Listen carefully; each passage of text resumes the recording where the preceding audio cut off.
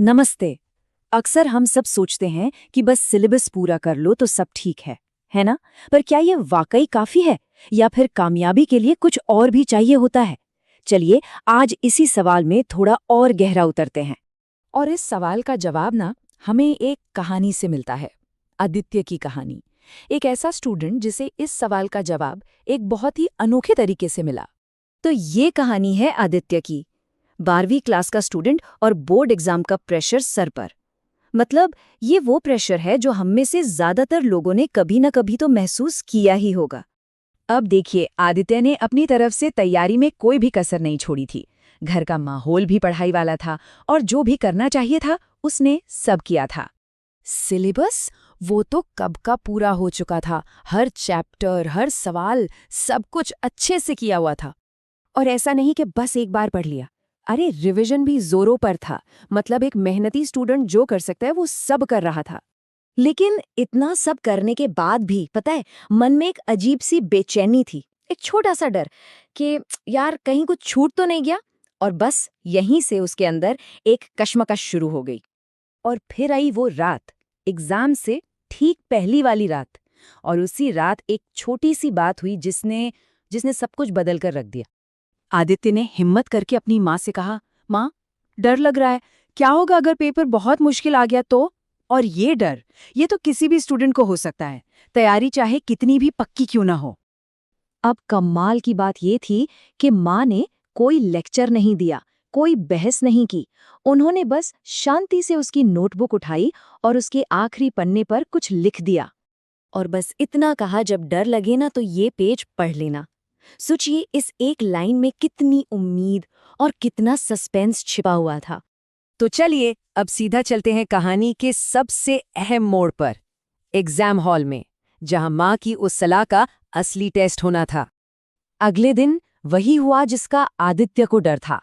Exam का paper हाथ में आया और वो सच में बहुत मुश्किल था।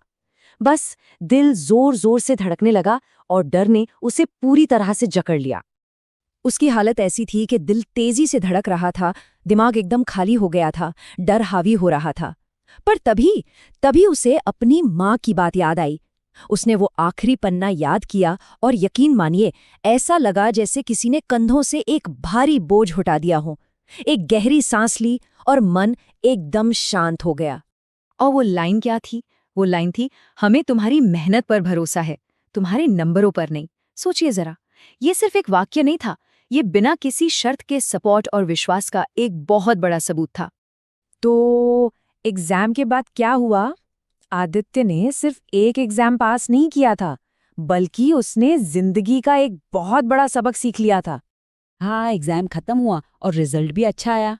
पर असली जीत इन नंबरों में नहीं थी। जो असली बड़ा बदलाव था वो तो आदित्य के अंदर आया था। उसने खुद पर भरोसा करना सीख लिया था। माँ के उस एक वाक्य ने, उस भरोसे ने उसे सेल्फ कॉन्फिडेंस का सबसे बड़ा गिफ्ट दे दिया था। तो इस पूरी कहानी से, आदित्य की इस कहानी से हम क्या सीख सकते हैं? तो ये जो आखिरी पन्ना है, ये असल में है क्या?